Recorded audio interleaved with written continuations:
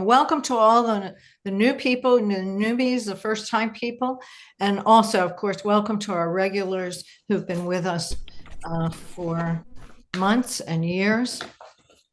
And we have an agenda tonight that we always open our meeting with an inspirational speaker. And we have a little video of inspiration for you and a short video. Oh my goodness. Do you remember Sandy Shukroon on the from topic. Israel? He's on this. Please, everybody mute. So let me introduce our first inspirational speaker. Rabbi Dr. Shmuly Yanklowitz has twice been named one of America's top rabbis by Newsweek and has been named by The Forward as one of the most inspiring rabbis in America, as well as one of America's 50 most influential Jews. Could you all mute, please? God looked inside the Torah and then created the world. Yeah, clearly someone's not paying attention. You might need to like we said before. Perhaps you can mute them? Is it possible, the host to mute? There we go. I'm working on that, but I would like people to please self-mute, but I will go through. Thank you. Yes. We have a lot of pages, so it's hard to get through them all. And Rabbi Yanklowitz has been called one of America's 50 most influential Jews. He is the author of 30 books on Jewish ethics, and his writings have appeared in outlets as diverse as the New York Times, the Wall Street Journal, the Washington Post, the Guardian, and the Atlantic. Please mute who just signed on. He has served as a speaker at the World Economic Forum in Davos, Switzerland, now in the news, and a commissioner on the Human Relations Commission for Phoenix and on the Arizona Governor's Advisory Council. Rabbi Shmuly serves as the founder and or president of Uri L'Tzedek, the Orthodox social justice movement, Valley Beit Midrash, a Torah learning center, Shemayim, a Jewish animal advocacy, and Yatom, a Jewish foster and adoption network. And he finds time often to be an active advocate for Jewish Earth Alliance. Thank you so much. Welcome to you, Rabbi Yanklowitz. Thank you for finding time on your busy schedule, your busy calendar to inspire us with your wisdom.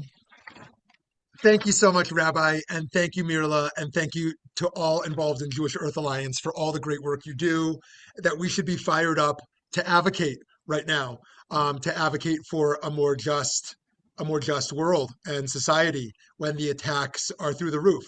And when the attacks are through the roof, it is easy to get cynical. It is easy to become hedonistic. It is easy to throw up our hands. It's also easy to do things that are incredibly ineffective just because they feel good. And so how do we snap out of that and remember what we're here to do? And I know the people here already know. So I'm just speaking to myself to fire myself up, because sometimes I myself get down about it all. Especially when we think, if we zoom out for a moment, that in a universe that's about 13 billion years old, right?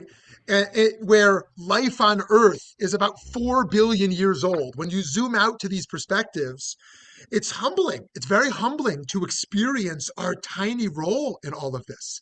This tiny role, it feels like we come, we go, people will forget us. That can lead to a sense of insignificance. We don't matter, so just get a daiquiri and go to the beach. Or it can lead to a deep sense of empowerment, a deep sense of chosenness, a sense that we won the lottery to be here right now.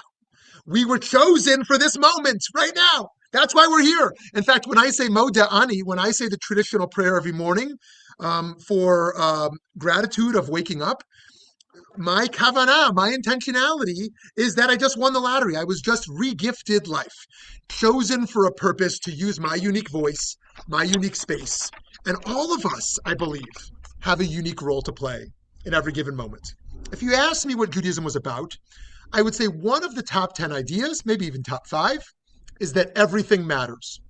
How we spend our time, how we spend our money, how we speak, everything we do matters, right? Maimonides expresses this well. He says you should view the world as if there's a scale, and your very next action will tilt the scale towards the destruction of the world or redemption of the world. You might think a little act of lobbying, what does it matter? Like the whole system, it's corrupt and it's stacked against us. But no, Maimonides says every little act we do might be the act that tilts the scale towards the redemption of the world. Now that can lead to hubris. Oh, aren't I so important? But I don't think that's the idea. I think the idea is a humility that understands it's not about us, but that our actions have the potential to be transformative. If somebody came to you today and they said, I'm going to give you $86,400 every day for the rest of your life. Oh my gosh, where do I sign up? All right, but here's the deal. You can't save the money at the end of the day. You got to spend the money by the end of the day or it's gone. Amazing. That's what we've been given. 86,400 seconds every day. And we can't store those seconds anywhere. Out the door. Every second we have is a choice to build up or destroy, to bring light or to bring darkness, to raise up our voices for justice or to be silent. Now, there's something to say for silence. Pirkei Avot says the route to wisdom is through silence. Silence is a deep spiritual practice, as I'm sure we all know. And yet, that's not the end of the story. The Talmud also says, Shtika kahoda'ah. Silence is like acquiescence. When we don't speak up, it's as if we agree with all of those problems. So we shouldn't be confused. I mean, Wiesel famously said, to be silent is to be on the side of the oppressor itself. And so our voices are so powerful alone and together. And what we can do is to see it starts with us. Rabbi Yisrael Salanter, the founder of the Musar movement, said, I tried to change the world and I realized I couldn't, so I tried to change my community. And I realized I couldn't, so I tried to change my family. And I realized I couldn't, now I try to change myself, right? Now, he's not being cynical and saying you can't change the world. I think what he's saying is that it starts within us, our own awakening, our own reminder of what we're here in the world to do is where we bring tikkun. Now, tikkun olam comes from tikkun he'elem, to repair the hiddenness.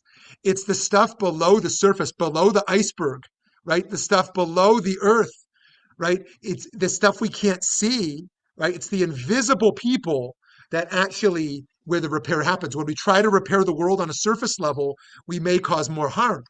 But it's not just about olam. There's 4 levels of tikkun. There's tikkun atzmi, repair of self, tikkun bayit, the repair of home, tikkun kahal, the repair of our community, tikkun olam, these levels that need each other. And it's a struggle. It's a struggle in a world that's selling comfort. It's a struggle. The altar of Navardik once said, people want to change. The problem is people want to change overnight and they want to have a good night's sleep also, right? Good night's sleep. So in fact, what we're really agitating with is that little voice inside of ourselves that says, you know what? Maybe the world's okay. Maybe the world will work itself out. Maybe progress is inevitable. Maybe what MLK meant to that arc of justice, bends in the right direction. Maybe it's just going to happen. Maybe we can just have faith that God is going to steer it there, right? That the other good people out there are going to take care of it. Why do I need to be a part of this? Right? And we're here. Everybody who's here knows why they're here. We're here because we know it starts with us. We know it starts with us. And sometimes we stand alone. Sometimes we stand alone. The Midrash says when Moshe is approaching Pharaoh, right? Everybody's with him. Oh, let's go. Speak truth to power. I'm with you. Everybody's there for that rally, for the quick picture, right? Right? But then as Moshe got closer to Pharaoh, everybody fell away. They fell away. So at the end, the Midrash says, Moshe is standing there alone in front of Pharaoh, looking around. And we've all had that experience where everyone seems to be all in, and you keep going, it's late at night, and you get there, and you're standing there all alone. One of my recent experiences with this, of what it means to have menuchat nefesh, a spiritual equanimity, was when I was marching with Reverend Barber. Reverend Barber is probably one of the closest things to MLK today. I mean, he runs the Poor People's Campaign, and we were marching together, and it was noisy. There were police everywhere. There were journalists and cameras and activists and noise, and it was a act of civil disobedience. And Reverend Jackson was there, and he moves with a cane very slowly. And as he's approaching the senator's door, I look at him, and he's sweating, and he has a total inner calm inside of him. Right? All the external noise is there, but an internal calm on the inside. Menuchat nefesh. right? That all at this moment that we're outraged, at this moment we see the attacks, at this moment we know how high the stakes are for ourselves, our children, our grandchildren, and generations to come with what's at stake in this moment. We're fired up, and yet we have an inner calm. This is the sne enenu ukal, the burning bush that is not consumed.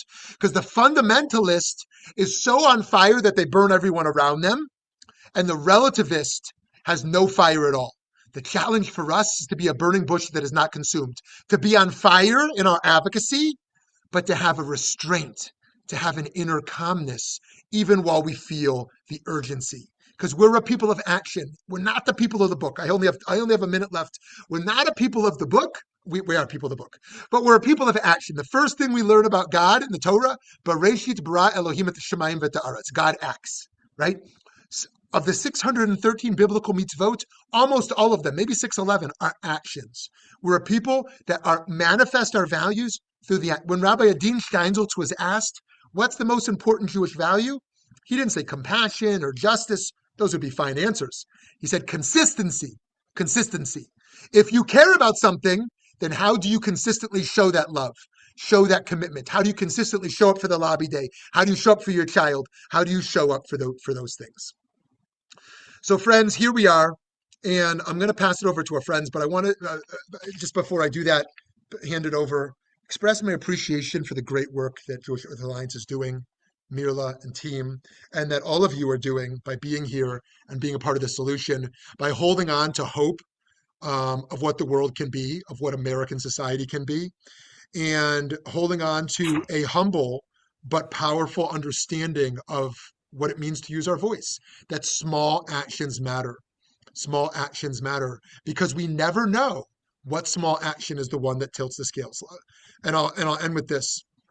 Wiesel liked to comment that how great it was that Theodor Herzl and Sigmund Freud lived in the same district in Vienna, but never met each other.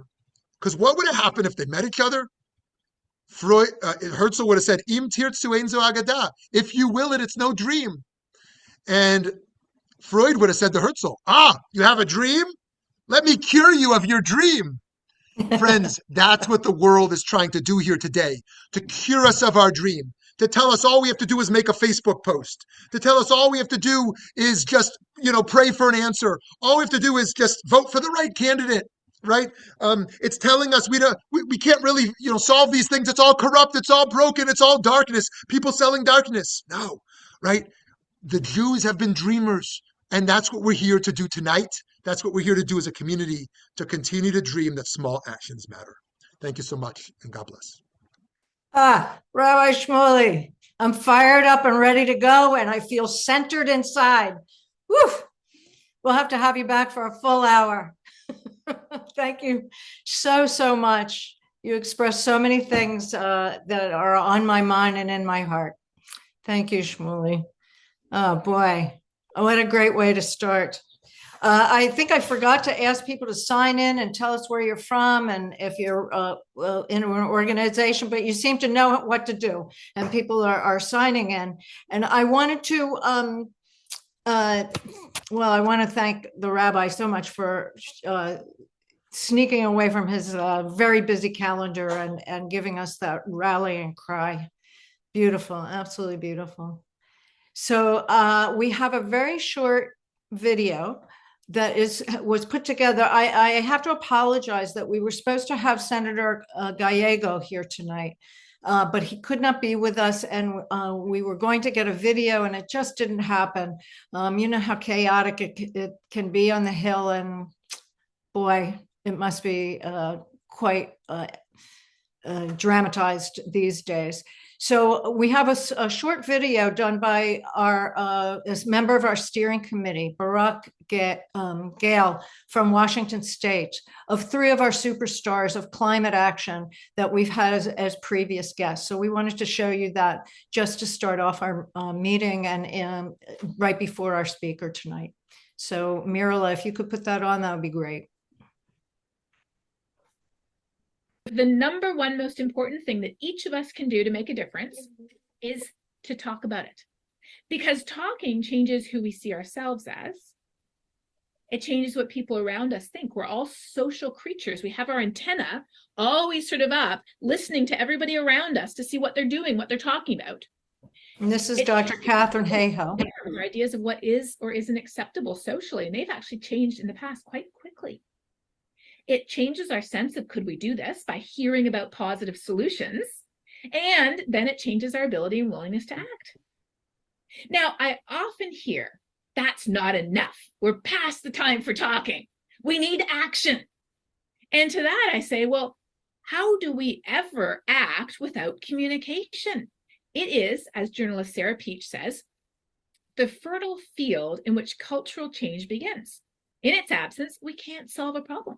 It's not sufficient, but it is an essential first step. And the goal of these conversations is not to dump scary information on people, but to bring them into the conversation, to engage them, to help them make the head, heart, hands connection. I love talking about how climate solutions are also solutions for health. They're solutions for disaster resilience, solutions for food, for energy, solutions for inequalities, solutions for safety, solutions for a better future. What are we waiting for? This is something that matters to every single person on the planet. To care about climate change, you only have to do one thing, and that is a human being living on planet Earth. We're all that, so let's go. We're now reaching the very systemic level of damage from climate change. That's the bad news. But there's really good news too. And I mean that. I mean, I'm not by nature a Pollyanna. The cheerful title of that book I wrote 35 years ago was The End of Nature. Sometime 3 or 4 years ago, the world crossed some invisible line where producing energy from the sun and the wind became cheaper than producing it from coal and oil and gas. That's an epochal moment. It allows us to not just dream, but to really imagine in the near future a world where we no longer need to set things on fire, where instead we can rely on the fact that the good Lord was kind enough to hang a large ball of burning gas 93 million miles up in the sky. And now we have the wit to make full use of it. We can capture its rays on photovoltaic panels, and we can take advantage of the fact that it differentially heats the earth, creating the winds that turn those majestic turbines. And we now can see in the places that are starting to try that this really works. Then we really have a chance not to stop global warming. It is too late for that, but of stopping it short of the very worst outcomes. And that is our job, and it's the most important job that humans have ever undertaken, I think. We need to drive home the fact, and this is really important, that this is no longer alternative energy. This is the obvious, straightforward, common sense way forward. And I'm so grateful to all of you. God bless everybody. You all know the Midrash. In the hour when God created the first human, God brought the human before all the trees of the Garden of Eden and said, "See my works, how fine and excellent they are. Now all that I have created, for you I have created it. Think about this. Do not corrupt and desolate my world, for if you destroy it, there'll be no one after you to set it right again." The task of the Jew, of groups like yours, the task of all people of conscience, like Representative Jamie Raskin, from whom we will hear, is to ensure that God's mandate is heard today by all humanity. For the earth is our garden. In this time we face not expulsion, but devastation, and that we dare not allow, neither for our children's sake, nor for God's. As if that wasn't enough inspiration from all those wonderful climate activists. I'd like to introduce our speaker for tonight, Drake Starling, who is the Senior Government Relations Advocate for Climate Justice, working for effective federal environmental legislation and executive action for the network, the Catholic Social Justice Effort. His efforts to expand network advocates for social justice are inspired by the Catholic Sisters. In nearly 10 years of work in the environmental and legal sectors at Kearns and West, the World Bank, USAID, and the Piedmont Environmental Council in Virginia. He has also worked for the Department of the Interior and the Department of Energy. Drake holds a bachelor's in politics and French from Catholic University and a master's in international relations with a focus on international climate change policy from the University of Pompeu Fabra in Barcelona. He speaks English, Spanish, French, Hungarian, and some Russian, and has lived in 5 countries. In his spare time to keep in shape to accomplish all this, he is an avid tennis player. We welcome you, Drake Starling. Thank you very much for participating tonight. Thank you very much, Rabbi. This is such a wonderful opportunity. Thank you all for having me. I wanted to talk a little bit about a few things first before we dive into some specifics. I wanted to give a bit of a big picture context on why this lobby day that we're working towards matters right now. It's important for volunteers to understand what this kind of moment that we're living in is actually going to be like on Capitol Hill. We're heading into a year where we can see very clearly climate impacts are no longer abstract. We've got floods, fires, hurricanes, heat waves, and even grid failures that are shaping congressional priorities. We've got budget falls, disaster responses, and energy reliability. They're all converging into a very singular political conversation. The Senate is where most of the real decisions will be made, especially when it comes to infrastructure, emergency response, and energy policy. At the same time, there's a growing pressure to roll back a lot of environmental protections that were enacted in the 60s, 70s, and 80s, and even in the late 90s and 2000s, in the name of speed, cost, or energy dominance. A lot of communities, especially rural, coastal, low-income, and tribal communities, are already paying the price when policy fails. So the lobby day that you are all organizing is about making sure that Congress hears from people of faith and conscience who are saying climate resilience, energy affordability, and human dignity must move forward together, and they cannot be traded off against each other. That's why Senate and even House of Representatives meetings matter so much right now. So I wanted to talk about a few quick bills that I think are going to be really at the front and center. First and foremost, we have the FEMA Act of 2025. This would make FEMA a cabinet-level agency. What it would do is it would elevate FEMA to an independent cabinet-level agency, just like the Department of Justice or the Department of Interior or the EPA.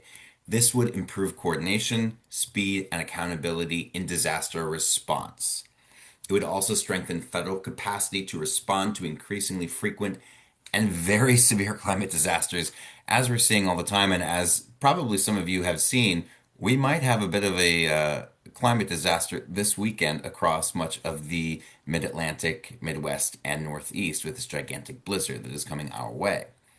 The reason this matters now is that these disasters are becoming more frequent, more expensive, and more deadly. The federal government seems to be abdicating a lot of its responsibilities. We need to codify those responsibilities. So that's not something that the federal government is suggested to do, but in fact is required to do. So FEMA right now is currently buried within the Department of Homeland Security. That often slows the response and it dilutes a lot of accountability. States and communities, red, blue, purple, coastal, inland, everyone is feeling the strain. The reason this is bipartisan is obviously because it affects everyone. Governors, mayors, emergency managers, and first responders across the political spectrum recognize that FEMA is overwhelmed. This would be about efficiency, preparedness, and saving lives, not ideology. And although I do work for a network lobby for Catholic social justice, there is a lot that our organization, along with yours and many other Jewish and interfaith organizations, have in common, which is that disaster response is a moral obligation. When help is delayed, the most vulnerable suffer first. So elevating FEMA means choosing care, readiness, and human dignity over bureaucracy. Secondly, we do need to foster American energy, innovation, and affordability. That last one is kind of paramount in particular because I know a lot of you are looking at your energy bills in the same way that I am, and I'm going, there's no way that I spent this much money on energy the past month. That just cannot be. Now, this is not a single bill, but it is a values-based energy framework. It's a policy vision that shapes multiple conversations in the Senate and in the House. So I want to go quickly through the 5 pillars. Affordability. Energy costs are a kitchen table issue. Families struggle with utility bills, especially during extreme weather, and energy policy must protect consumers, not just corporations. We have to invest in emerging technology. Right now, what's the best technology? If you are an investor, it is clean energy, whether it's wind or solar, and sometimes even nuclear, though that might be a little bit more controversial for some individuals. Renewable energy is nonetheless a lot more affordable, a lot more scalable than coal, gas, natural gas. This is just the transition of the clean energy environment that we're living in. Storage, transmission, efficiency, and grid modernization are essential. Third, we have to prioritize reliability. That means resilient infrastructure, not clinging to outdated systems like keeping coal plants open beyond their lifespan. Clean energy and resilience go hand in hand. Fourth, we also need to make sure that we don't leave anyone behind. Rural communities, low-income households, communities of color, they must benefit because when they benefit, we all benefit. Energy transitions must be just and moral. They can't just be extractive. Workers and communities need support, not abandonment. And fifth, we need to get power where it's needed. There are a lot of transmission bottlenecks that are slowing clean energy development. This has to be done with safeguards, not by simply cutting red tape because it's red tape. We need to make sure that when we actually enact certain policies, we're doing so by making sure that the community is put first and foremost. I'm saying all of this because for your lobby day, this matters because a lot of senators are being flooded with arguments that environmental protections are the problem. We've seen a lot of arguments from pundits, whether they are on the left or the right or the center, who simply say, all we have to do is just cut back a little bit of environmental red tape and everything will be fine. That simplifies the argument down to, well, really, really meaningless terms. Volunteers like you help reframe the conversation. The problem is outdated policy. The problem is not public input. The problem is not environmental review. The problem is not environmental justice. And the third thing that I wanted to speak on is the Coast Act. That would be Senate Bill 1486. It protects coastal communities from offshore drilling. Essentially, it permanently prohibits new offshore oil and gas leasing along the coasts of the United States. It protects coastal waters, economies, and ecosystems.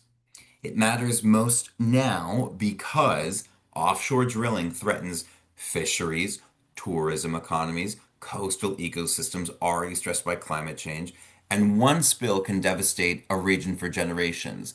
I don't think I need to remind many of you, but I will, of the gigantic BP oil spill in the Gulf of Mexico. What was that? About a decade or more ago? That poisoned the Gulf of Mexico for generations to come. It's quite important to note that. The reason this is bipartisan, this bill is bipartisan, is because coastal tourism supports millions of jobs, even in red states. Local economies do not want to gamble their future on offshore drilling. It's about protecting livelihoods, not just politics.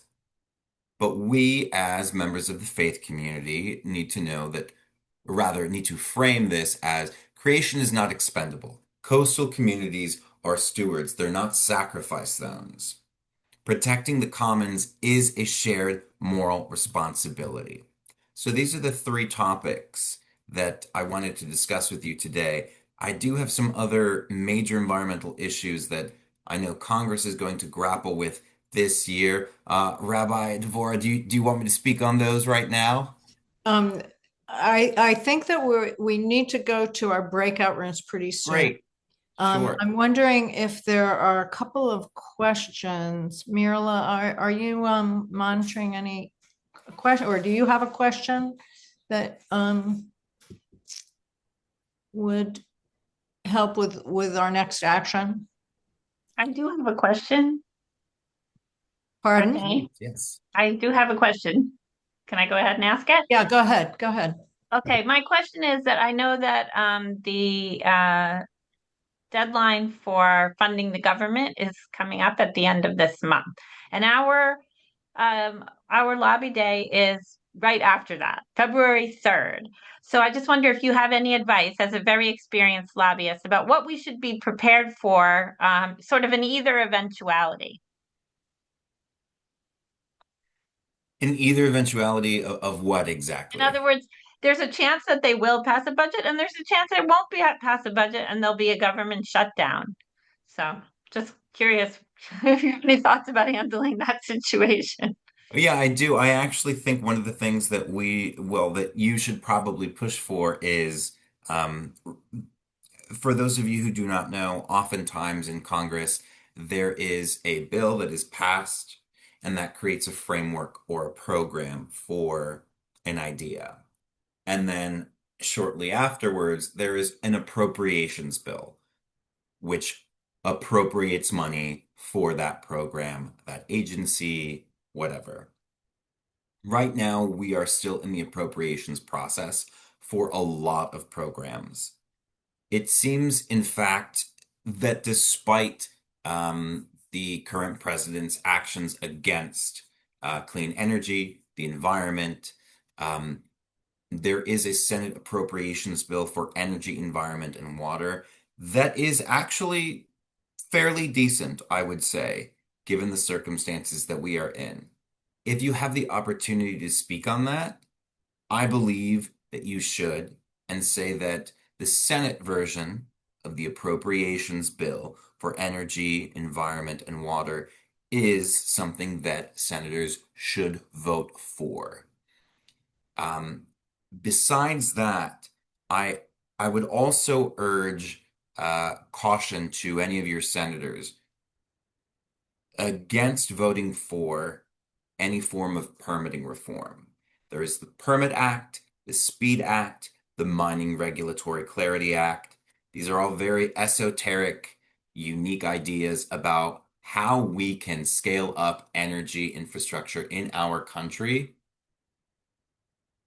But unfortunately, these bills would do so to the detriment of the environment, of local communities. They deplete water resources. They poison the air. These are not good bills. I think it would be incumbent upon you to speak out against permitting reform writ large, because right now is clearly not the time, given to be quite frank and blunt, the illegal actions of the current presidential administration that illegally impounds funds for clean energy projects, for wind projects, for solar projects, for really anything that the president and his entourage do not have a preference for. That is harmful to our economy, to energy affordability, and to the environment overall. Thank you, Drake, for laying all that out very I know I was blunt, but I think it No, you need to be a no, little we precise. need the truth. We're Yes. interested in the truth, that's for sure. And I think we got our inspiration to keep going at the beginning, but we also need the truth, and we have the inspiration from each other. And that's what Right. we're going to in our next step. We're going to split into groups by state. To talk about the meetings that are going to be coming up. So thank you very much, Drake. I hope that we will keep conversation going with you. Absolutely, yes. In the Thank future. You. Yeah. And so we'll have Phyllis Blumberg, who is in charge of Lobby Day and she will be instructing you all on the meetings that are going to be breakout rooms. Phyllis, you there? I'm here. Okay. All right. I want to be brief because we've had so many inspirational speakers. I wonder if we could get the slides up on the screen. Yes, I think we'll have to ask people to stay a little bit longer because we've gone a little bit long, but it's okay. All right. So you are important. You're urgent for what we need. And disregard the idea of identifying yourself by state. And let's go to the next slide. We are doing an amazing job. We have 345 people registered. We're representing more than 30 states. We have 42 co-sponsoring organizations. I'll show the slide for those in a minute. And we have more than half of the Senate meetings with senators scheduled, which is a new record for us. So that is truly amazing for all of us. Next slide, please. So these are our sponsors. I know the print is small, but that's a good sign. That means we have lots and lots of sponsors. If you don't see the organization on the screen that you know you've sponsored, contact us. Sometimes we make a mistake. Sometimes people don't fill out the form. So, but our co-sponsors are the ones who've gotten us so many wonderful people. So I'm going to let Brock speak. And he's the one who has developed these wonderful slides. And I also want to give thanks to him. He has been working with me hand in hand for the past couple of weeks and training leads and recruiting leads. And it's just been really great. Thanks. Thanks so much, Phyllis, and definitely mutual. This image, which is known as Earthrise, was never seen before by humanity prior to the journey to the moon by the astronauts in December 1968. I want you to try to imagine our prophet Isaiah having seen such an image. Well, I think maybe he had inner knowledge of this image, because he said, "Thus says the Eternal, who shaped the heavens and founded the earth. I formed the world not for desolation, but for habitation and life." Astronaut Bill Anders, he was the one who took this photo. He reflected on that journey years later and said, you know, we journeyed 250,000 miles to the moon to discover the moon. We saw crater after crater after crater. But you know what? What we discovered was not the moon, it was the earth. Phyllis, could you advance to the next slide? So we might not think of Tu Bishvat, our New Year of the trees that was designated by the great sages in the Talmud. We might not think of it as encompassing so many Jewish values. that you can see here. I'm reminded of a plum tree in our backyard in Seattle in 1980, so full of goodness that the limbs were falling to the ground, but that's not what I envision here. But isn't it amazing? Tu Bishvat starts with ancient biblical land ethics and responsibility, evolves in the Middle Ages into a mystical eco-poetry.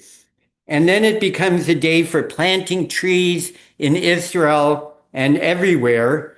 And then a day for protecting magnificent ancient forests. I can't forget the Tu Bishvat Seder in the Redwoods in Northern California in the 90s with Rabbi Arthur Wasco, Zichrono Livracha. It's so vivid in my mind. And then somehow Tu Bishvat ends up in 2026 as a Zoom lobby day that we have here. So please consider tying one of these values to your statement while lobbying. For example, in the people branch on the left, V'ahavta l'reacha kamocha, love your neighbor. Doesn't that tie into the protection of FEMA and disaster preparedness and disaster help? Please do check out some of the other values here. You'll see some old friends like Tikkun Olam, repairing the world, and Bal Tashkit, prohibiting wanton destruction and waste.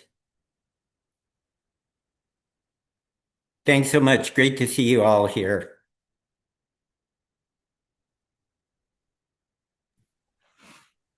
Thank you so much, Barak, for that. Are we going to divide up into groups now, into states? Phyllis, are you there? Yes, Phyllis.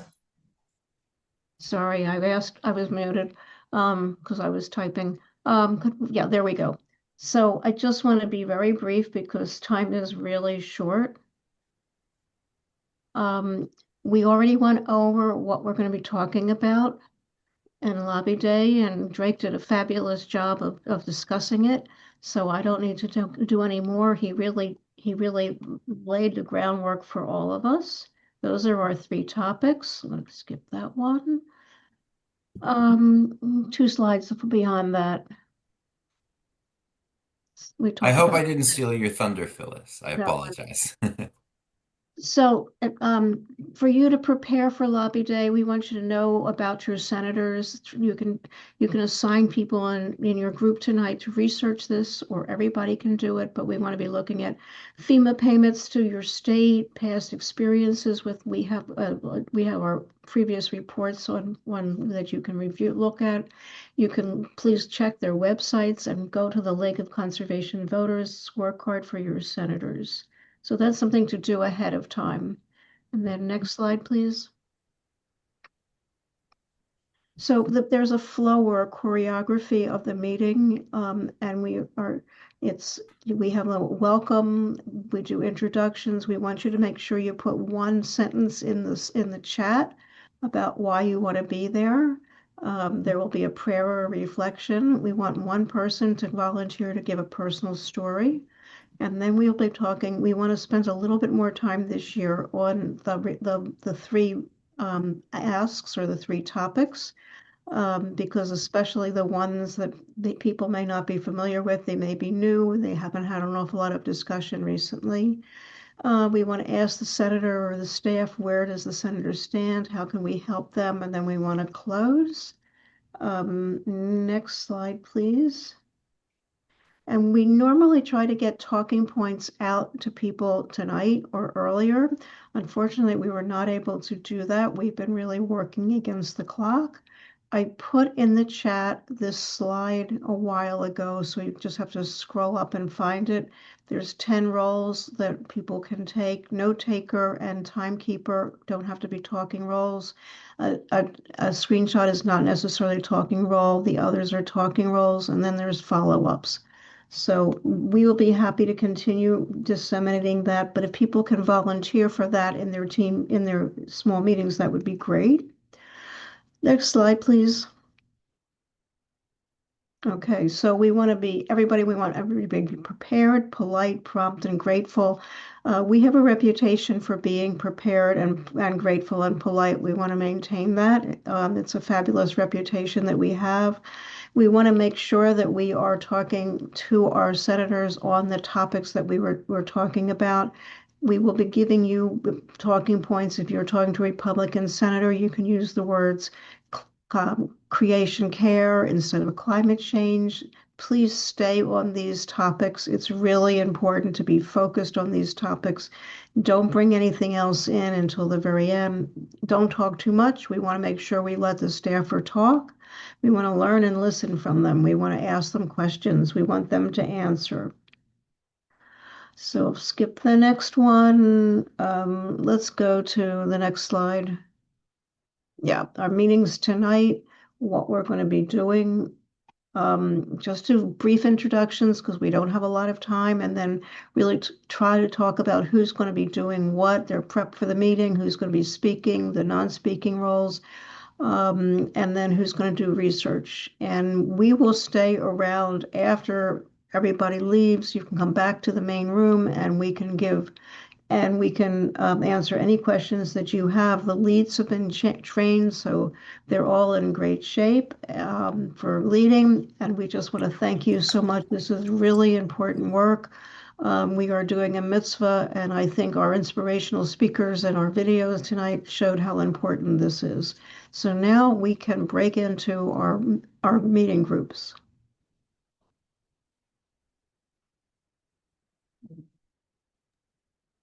Okay, thank you all the speakers. I'm going to be opening up the breakout rooms, and then you should be able to click on your state to go to your room. And if you have any problem, just stay. And once most people have gone, we'll help you get to where you need to go. So just be patient and everyone will get where they need to go.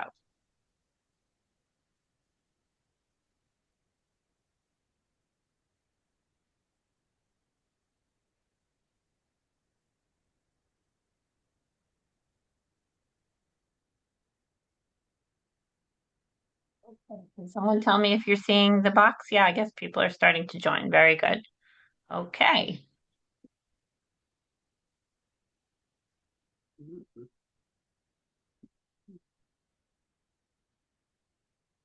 You're not seeing that box open up. You might be able to go to the bottom of your screen and you'll see a little icon of 4 squares, which sometimes will say breakout room, and you can click on that and you'll see the options.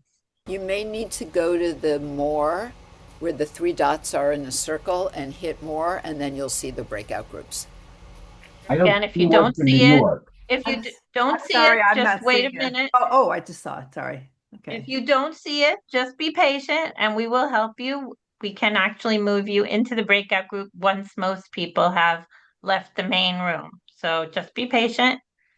But again, you can go to the bottom of your screen and look for the icon of breakout room, which is 4 little squares, or you may see the more. You can click on more, and then you may see the icon for breakout rooms in order to find your breakout room.